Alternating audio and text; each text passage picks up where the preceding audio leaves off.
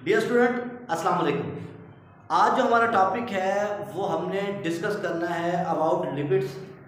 और आज हम लिपिड्स के अंदर डिस्कस करेंगे वैक्सीज को कि वैक्सीज क्या होती हैं और फास्फोलिपिड्स क्या होते हैं। लास्ट लेक्चर के अंदर हमने लिपिड्स को डिस्कस किया था और साथ हमने डिस्कस किया था एसाइल ग्लाइसिरोल्स को कि फैटी एसिड और एसाइल ग्लाइसिरोल्स क्या होते हैं, कैसे बनते हैं और इनका जो है क्या काम होता है। आज के लेक्चर के अंदर जो है हमने डिस्कस करना है अबाउट वैक्सीज कि वैक्सीज क्या होती हैं, वैक्स जो है प्रोटेक्टिव लेयर होती है वो कैसे बनी होती है और उसका फंक्शन क्या होता है। जब हम वैक्स की बात करते हैं तो पहली बात यह है कि वैक्स जो है ये मिक्सचर है, यानी कि ये एक हेट्रोजेनियस कंपाउंड है। अब हेट्रोजेनियस कंपाउंड कहा ही इसे इसलिए गया है क्योंकि इसमें क्या है, इसमें मुख्तलिफ किस्म के कंपाउंड जो है वो मौजूद है। तो ये हेट्रोजेनियस कंपाउंड है जो मुश्तमिल होता है किस पर, चेन ऑफ अल्केन। अब इसमें अल्केन मौजूद होता है, अल्केन की लॉन्ग चेन होती है और कम से कम जो इसमें कार्बन मौजूद होते हैं वो होते हैं 25 और मैक्सिमम जो इसमें कार्बन मौजूद होते हैं वो होते हैं 35। तो इसका मतलब ये है कि ये लॉन्ग चेन अल्केन के कंपाउंड्स हैं जिसमें कार्बन की तादाद जो है वो 25 से लेकर 35 तक जो है मौजूद होती है। इसके अलावा जो है इसमें मौजूद होता है क्या चीज़, अल्कोहल्स। अल्कोहल के साथ इसमें होते हैं कीटोन्स और एस्टर ऑफ फैटी एसिड। इसका मतलब ये है कि फैटी एसिड्स, अल्केन्स, अल्कोहल्स और साथ जो है कीटोन, जब इनका मिक्सचर बनता है हेट्रोजेनियस मिक्सचर बनता है तो उस हेट्रोजेनियस मिक्सचर को जो है वो नाम दिया जाता है किसका, वैक्स का दिया जाता है, जो कि असल में क्या है, एक लिपिड्स है और ये लिपिड्स की क्लासिफिकेशन का ही क्या है, एक हिस्सा मौजूद है। फिर हम जब इसको मजीद स्टडी करते हैं तो हम देखते हैं कि कहाँ पाया जाता है। पहली बात यह है कि ये फ्रूट्स के अंदर मौजूद होता है, जैसे कि एप्पल हो गए या दूसरे फ्रूट्स हो गए, उनके गिर्द क्या होता है, ये आउटर मोस्ट कवरिंग बनाता है तो उनके गिर्द क्या होता है, ये मौजूद होता है। इसके अलावा जो लीफ होते हैं, लीफ की एपिडर्मस होती है उसके गिर्द भी क्यूटिकल की शक्ल में ये मौजूद होता है।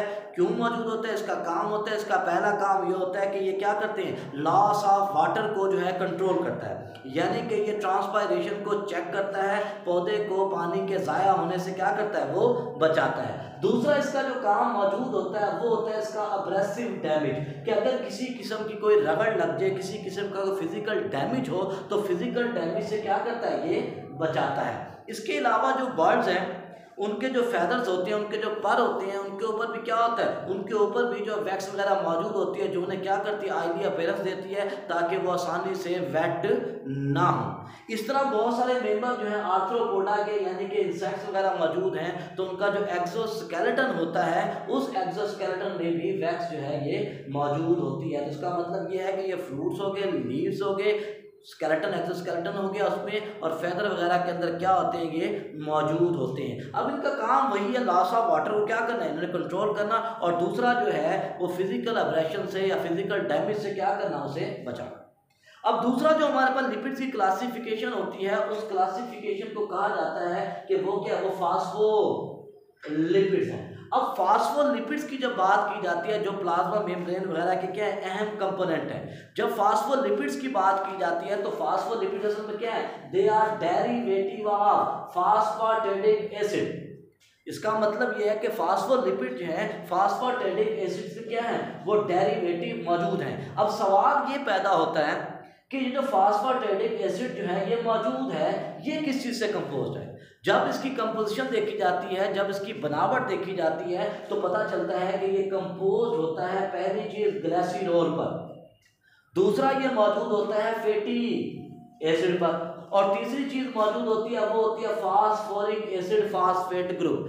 फास्फोरिक एसिड, फैटी एसिड और ग्लाइसरोल के क्या होते हैं, जब आपस में मिलते हैं तो उससे क्या बनता है, उससे फास्फेटिक एसिड बनता है, और फास्फेटिक एसिड का ही डेरिवेटिव जो है वो क्या है, असल में फास्फोलिपिड्स है। अब हम इसके फार्मूले को देखते हैं कि फास्फेटिक एसिड का फार्मूला क्या है। तो इसमें जो है ये R1 और R2 जो मौजूद हैं ये असल में क्या है, ये असल में फैटी एसिड के ग्रुप मौजूद है। ये फैटी एसिड का एक ग्रुप, ये दूसरा ग्रुप मौजूद है। साथ जब देखते हैं तो इनके दरमियान क्या मौजूद है, एस्टर बॉन्ड्स भी मौजूद हैं, ठीक है। और ये जो ग्रुप मौजूद है ये फास्फेट ग्रुप है। तो इसका मतलब वही है कि इसमें ग्लाइसिरोल्स, साथ में क्या फैटी एसिड और फास्फोरिक एसिड जो है ये मौजूद होते हैं। फिर जब मजीद देखते हैं इनको तो इनके अंदर क्या होते हैं, इनके अंदर नाइट्रोजन बेसिस भी मौजूद होती हैं। कुछ नाइट्रोजन बेसिस तो बहुत ज़्यादा मशहूर है, जैसे एडेनिन, थायामीन, साइटोसिन, ठीक है ना, और यूरासिल वगैरह। इसी तरह कुछ ऐसी होती हैं जो इसके अलावा मौजूद होती हैं, जैसे कि कॉलिन हो गया, इथानॉल अमाइन हो गया, सेरीन हो गया।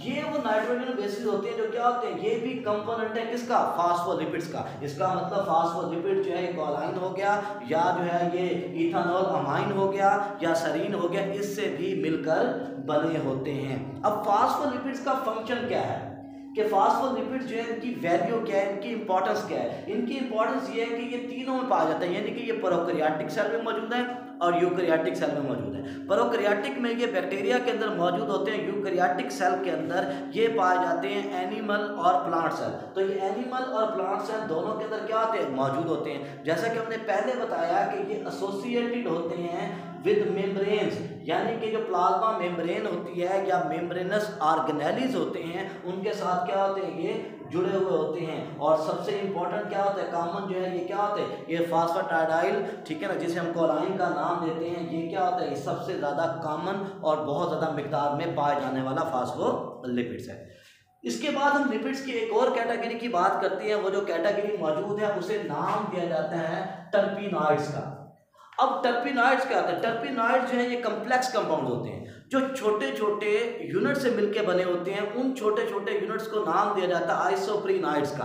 तो इसका मतलब ये है कि जब आइसोप्रीनाइड्स की कंडेंसेशन होती है, आइसोप्रीनाइड की कंडेंसेशन होती है, तो उस आइसोप्रीनाइड की कंडेंसेशन की वजह से क्या होता है, कम्प्लेक्स कंपाउंड्स बनते हैं। वो जो कम्प्लेक्स कंपाउंड्स बनते हैं उन्हें कहा जाता है कि वो क्या है, वो टर्पिनॉइड्स हैं। और टर्पिनॉइड जो है ये इंपॉर्टेंट है क्योंकि ये आगे जो है आजकल जैसे फिजिकल जो आउटकम है या फिजिकल एक्टिविटी के लिए क्या होता है, उसे बढ़ाने के लिए, फिजिकल स्ट्रेंथ को बढ़ाने के लिए अक्सर लोग स्टीरॉयड यूज करते हैं। तो टर्पिनॉइड जो है बेसिकली क्या होते हैं, इनमें स्टीरॉयड वगैरह भी इंक्लूड होते हैं। तो टर्पिनॉइड को डिफाइन करते हैं तो हम कहते हैं large group of compounds made up of simple repeating unit isoprenoid. तो बहुत सारे आइसोप्रीनाइड मिले और उससे क्या बन गया, उससे टर्पिनॉइड बन गया। ठीक है, अब टर्पिनॉइड के अंदर क्या होता है शामिल, पहली चीज तो रबर है। रबर जो है ये क्या है, ये टर्पिनॉइड के अंदर शामिल है। दूसरी चीज जो है केराटिनॉइड्स हो गए, स्टीरॉइड्स हो गए, ठीक है ना, और टर्पीन्स हो गए। टर्पिनॉइड जिसे ऑयल का नाम देते हैं वो इसके अंदर क्या होते हैं, ये मौजूद होते हैं। तो आज जो हमने डिस्कस किया वो बेसिकली हमने डिस्कस किया क्लासिफिकेशन ऑफ लिपिड्स। और क्लासिफिकेशन ऑफ लिपिड्स के अंदर हमने दो कैटेगरी को डिस्कस किया।